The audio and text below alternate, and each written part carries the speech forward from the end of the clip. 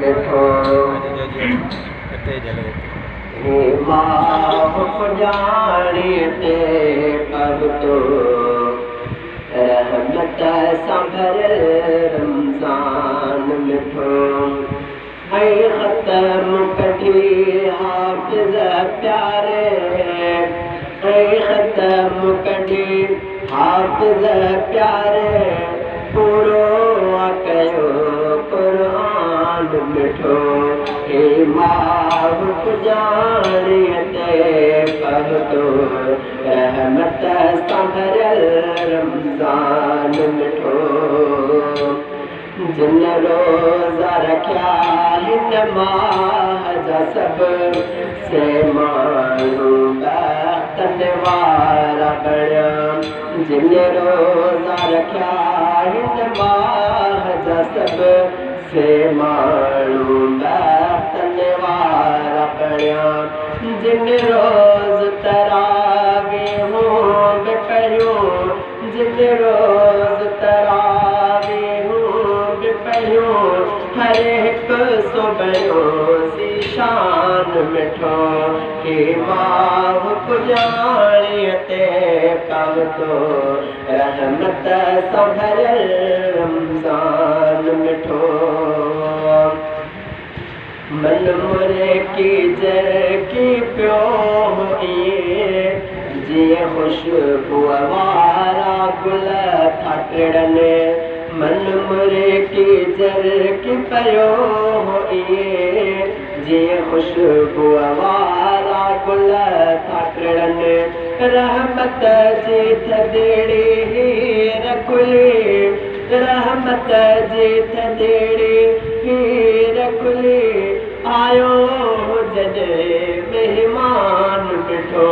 हे माह पुॼाणीअ ते पहुतो रहमत सां भरियल रमज़ान मिठो हे माह पुॼाणीअ ते पहुतो रहमत सां भरियल रमज़ान मिठो तिन खे बि मुबारक दिल सां हुजे जिन रोज़ तरावीहूं बि पढ़ियूं तिन खे बि मुबारक दिल सां हुजे जिन रोज़ तरावीहूं बि पढ़ियूं से सबूत वफ़ादारीअ जो ॾेई से सबूत वफ़ादारीअ जो ॾेई से सबूत वफ़ादारीअ जो ॾेई राज़ी विया करे रहमान मिठो हे माह पुॼाणीअ ते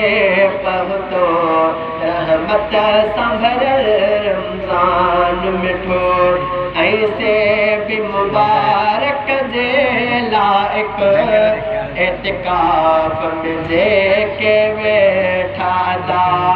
ऐसे बि मुबारक जे लाइक़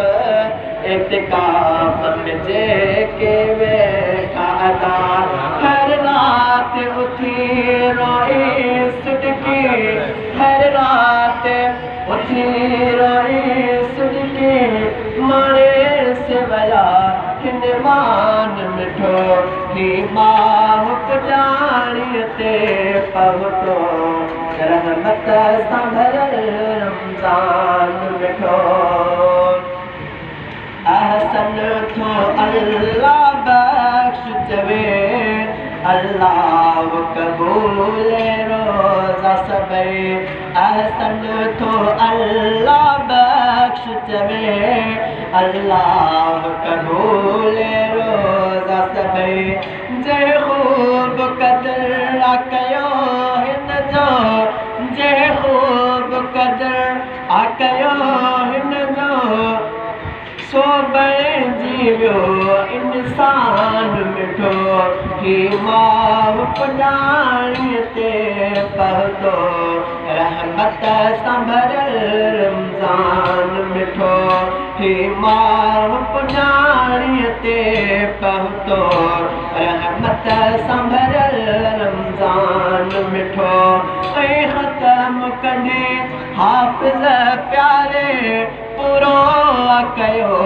क़ुरान मिठो ही माह पुॼाणी ते पहुतो रहमत सां भरियल रमज़ान मिठो। सुभान अल्लाह।